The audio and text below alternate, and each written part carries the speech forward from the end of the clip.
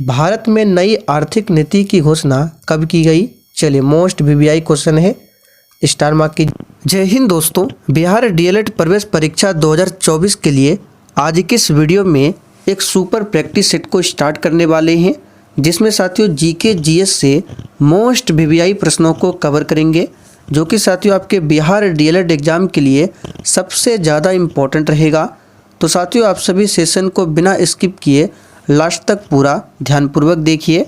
तो चलिए इसी के साथ आज के इस प्रैक्टिस सेट को स्टार्ट करते हैं। तो फटाफट से आप सभी सेशन को लाइक करके और आज के सेशन को अपने सभी मित्रों के साथ शेयर जरूर कर दीजिए। तो साथियों सबसे पहले हम लोग साइंस विज्ञान के प्रश्नों को कवर करने वाले हैं, उसके बाद फिर सामाजिक अध्ययन के प्रश्नों को कवर करेंगे। तो यहाँ पर आप लोग देख सकते हैं क्वेश्चन नंबर 46 से है, अगर हवा ध्वनि संरचना के विपरीत दिशा में बह रही हो तो ध्वनि का वेग क्या होगा? या फिर संरचना नहीं होगा, यहाँ पर होगा संचरण। क्वेश्चन इस प्रकार से है कि अगर हवा ध्वनि संचरण के विपरीत दिशा में बह रही हो तो ध्वनि का वेग क्या होगा? बिल्कुल एग्जाम में छपने वाला क्वेश्चन है। तो साथियों यहाँ पर इस क्वेश्चन का सही जवाब क्या होगा? हवा यदि ध्वनि संचरण के विपरीत दिशा में बह रही हो तो ध्वनि का वेग घटेगा। इसको याद कर लीजिए, ध्वनि का वेग क्या होगा? घटेगा। निम्नलिखित में से कौन सा जल प्रदूषण का प्रमुख कारण है? मोस्ट वीवीआई क्वेश्चन है, चलिए आंसर बताइए। तो साथियों यहाँ पर इस क्वेश्चन का आंसर क्या हो जाएगा? जल प्रदूषण का प्रमुख जो कारण है यह है औद्योगिक कचरा। तो यहाँ पर डी ऑप्शन आपका बिल्कुल करेक्ट आंसर है, इसको याद कर लीजिए। जल प्रदूषण का प्रमुख कारण क्या है? औद्योगिक कचरा। अगला क्वेश्चन देखिए, निम्नलिखित में से कौन एकल झिल्ली से घिरा हुआ है? बिल्कुल इसी टाइप के क्वेश्चन आपके एग्जाम में पूछे जाएंगे, इसलिए आपको एक भी क्वेश्चन को स्किप नहीं करना है। तो यहाँ पर कौन एकल झिल्ली से घिरा हुआ है? तो इसका सही जवाब है लाइसोसोम। याद रखिएगा, लाइसोसोम एकल झिल्ली से घिरा हुआ एक कोशिकांग है और लाइसोसोम को कोशिका की आत्महत्या की थैली भी कहा जाता है, इसे भी ध्यान रखिएगा। और माइटोकॉन्ड्रिया को कोशिका का पावर हाउस कहा जाता है। आगे देखिए, किस जीव का प्रयोग जैविक खाद के रूप में किया जाता है? तो साथियों यहाँ पर इसका आंसर क्या हो जाएगा? अजोला। अजोला पानी पर तैरने वाला एक फर्न है और इसका प्रयोग जैविक खाद्य व पशु आहार के रूप में किया जाता है। तो यहाँ पर ए ऑप्शन आपका सही जवाब है, अजोला। अगला क्वेश्चन देखिए, दोहरा निषेचन विशिष्ट है। और साथियों प्रत्येक स्टूडेंट को नीचे लाइव चैट में अपना अपना आंसर बताना है। और जो भी चैनल पर पहली बार आए हैं आप लोग क्लास टाइमिंग को नोट कर लीजिए। ये क्लास आपको दोपहर 3 बजे लाइव चैट के साथ दिया जाता है। तो साथियों दोहरा निषेचन विशिष्ट है, तो यहाँ पर इसका आंसर क्या हो जाएगा? D option, angiosperm. देखिए दोहरा निषेचन की विशिष्ट लक्षण जो है ये एंजियोस्पर्म में होती है, जिसके परिणाम स्वरूप 2 संरचनाएं युग्मनज और भ्रूणपोष बनते हैं। आगे देखिए, किसी तत्व की परमाणु संख्या होती है? चलिए इस पर भी स्टार मार्क कर लीजिए, ये क्वेश्चन भी एग्जाम के लिए सबसे ज़्यादा महत्वपूर्ण है। किसी तत्व की परमाणु संख्या होती है? तो साथियों किसी तत्व की परमाणु संख्या प्रोटॉन की संख्या होती है, अर्थात परमाणु के नाभिक में उपस्थित प्रोटॉन की कुल संख्या को ही परमाणु संख्या कहा जाता है। तो यहाँ पर आंसर हो जाएगा सी ऑप्शन, प्रोटॉन की संख्या। और परमाणु संख्या को जेड के द्वारा सूचित किया जाता है। अगला क्वेश्चन देख सकते हैं, किसी वस्तु के लिए गुरुत्वीय त्वरण का मान स्वतंत्र होता है? तो प्यारे साथियों किसी वस्तु के लिए गुरुत्वीय त्वरण छोटी g का मान उसके द्रव्यमान से स्वतंत्र होता है। तो यहाँ पर इसका राइट आंसर है डी ऑप्शन, वस्तु के द्रव्यमान से स्वतंत्र होता है।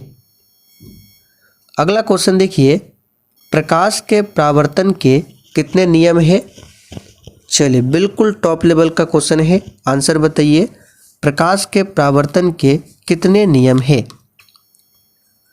तो सिंपल सा क्वेश्चन है, प्रकाश के परावर्तन के 2 नियम है। यहाँ पर डी ऑप्शन आपका सही जवाब है, 2 नियम है। आगे देखिए, मेंडलीव के समय ज्ञात तत्वों की संख्या कितनी थी?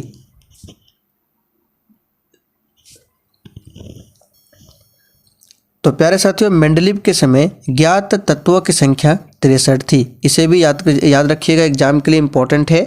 और मेंडलीव के समय अक्रिय गैसों का आविष्कार नहीं हुआ था। अगला क्वेश्चन देखिए, विद्युत परिपथ में 2 बिंदुओं के बीच विभवांतर मापने के लिए प्रयुक्त होता है। तो साथियों, विद्युत परिपथ में 2 बिंदुओं के बीच विभवांतर को मापने के लिए वोल्ट मीटर नामक यंत्र का प्रयुक्त होता है। तो देख सकते हैं सी ऑप्शन में दिया है वोल्ट मीटर, जबकि विद्युत परिपथ की धारा को मापने के लिए ए मीटर का इस्तेमाल होता है। आपको ध्यान रखना है, विद्युत परिपथ में अगर 2 बिंदुओं के बीच विभवांतर को मापना है तो इसके लिए है वोल्ट मीटर, और विद्युत परिपथ में अगर धारा को मापना है तो इसके लिए है ए मीटर। पदार्थ की अवस्थाएं हैं। तो साथियों, यहाँ पर इसका आंसर क्या हो जाएगा? ऑप्शन बी, ठोस, द्रव और गैस, ये पदार्थ की अवस्थाएं हैं। अगला क्वेश्चन देखिए, कच्छ और खंबात के खाड़ी में किस प्रकार की ऊर्जा के विकास की संभावनाएं हैं? और देखिए साथियों, अगर आपको आज का सेशन थोड़ा बहुत भी पसंद आ रहा है तो प्लीज़ आप सभी से रिक्वेस्ट है, आज के सेशन को अपने सभी मित्रों के साथ जरूर शेयर कर दीजिए। तो यहाँ पर इसका आंसर क्या हो जाएगा? ज्वारीय ऊर्जा।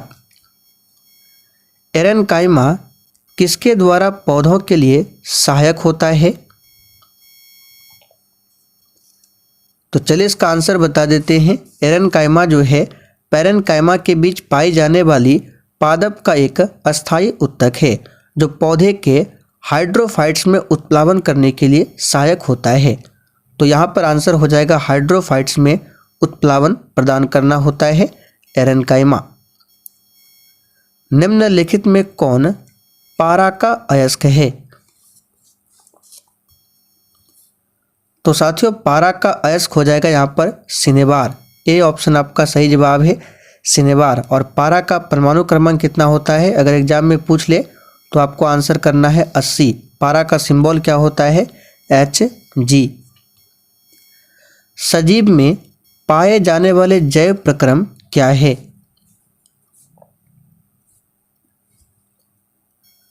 तो साथियों, सजीव में पाए जाने वाले जैव प्रक्रम श्वसन, पोषण, जनन, ये सभी है। यहाँ पर बी ऑप्शन आपका सही जवाब है, इनमें से सभी। आगे देखिए, विद्युत हीटर में तार की कुंडली किस तत्व की बनी होती है?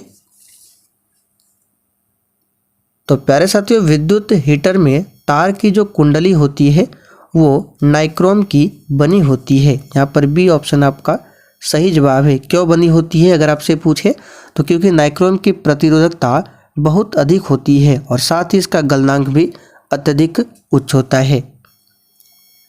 भार के विचार से जल में हाइड्रोजन एवं ऑक्सीजन का अनुपात होता है, यानी H2O में बताना है हाइड्रोजन और ऑक्सीजन का अनुपात कितना होता है भार के हिसाब से।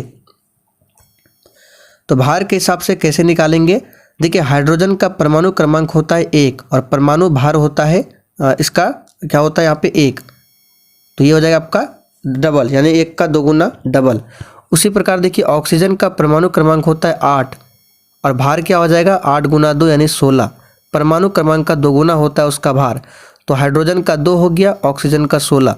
अब देखिए 2 से 16 को 8 बार में चला जाएगा, 1:8 देख सकते हैं। डी ऑप्शन में दिया हुआ है, भार के हिसाब से इसका अनुपात हो जाएगा 1:8। पोषण, जिसमें जीव शरीर के अंदर भोजन लेता है और एंजाइम का उपयोग करके पचाता है, उसे कहते हैं। तो साथियों, उसे कहा जाता है होलोजोइक। यहाँ पर डी ऑप्शन आपका सही जवाब है, होलोजोइक। अब यहाँ से देखिए सामाजिक अध्ययन के क्वेश्चन है। आज भारत में जल विद्युत शक्ति लगभग योगदान करती है उत्पादित कुल बिजली का कितना प्रतिशत। तो साथियों भारत में कुल उत्पादित बिजली का लगभग 22% जो है ये बिजली जल विद्युत शक्ति द्वारा पूरा की जाती है, जबकि लगभग 60% बिजली जो है इसका उत्पादन कोयले से होता है। धर्मनिरपेक्ष राज्य की स्थापना सर्वप्रथम कहाँ पर हुई थी। तो प्यारे साथियों धर्मनिरपेक्ष राज्य की स्थापना सबसे पहले होती है अमेरिका में। कहाँ पर होती है? अमेरिका में। दाची ग्राम जो जम्मू कश्मीर में स्थित है क्या है? तो साथियों दाची ग्राम जो जम्मू कश्मीर में स्थित है ये एक प्रकार का क्या है? राष्ट्रीय उद्यान है। यहाँ पर बी ऑप्शन आपका सही जवाब है, राष्ट्रीय उद्यान। और यहाँ पे देखिए धर्म निरपेक्ष के बारे में आपको थोड़ा सा बता देते हैं। देखिए भारत भी एक क्या है? धर्मनिरपेक्ष राष्ट्र है, जहाँ राज्य का अपना कोई धर्म नहीं है और प्रत्येक नागरिक को अपनी इच्छा अनुसार किसी भी धर्म को मानने तथा उसका प्रचार करने की पूरी स्वतंत्रता है। वो राज्य होता है धर्मनिरपेक्ष राष्ट्र। जैसे कि भारत में क्या है? धर्मनिरपेक्ष राष्ट्र है। मतगणना का कार्य कौन करता है? अच्छा क्वेश्चन है साथियों। मतगणना का कार्य जो है चुनाव आयोग के द्वारा संपन्न होता है। यहाँ पर डी ऑप्शन आपका सही जवाब है, चुनाव आयोग। बाघ परियोजना की शुरुआत कब हुई थी? तो साथियों बाघ परियोजना की शुरुआत होती है यानी प्रोजेक्ट टाइगर, इसके बारे में हमने भी आपको बिहार पुलिस में बहुत बार बताया है। 1973 में बाघ परियोजना की शुरुआत होती है, जिसका उद्देश्य देश में बाघों की आबादी में वृद्धि करना है। रूस जापान का युद्ध कब हुआ था?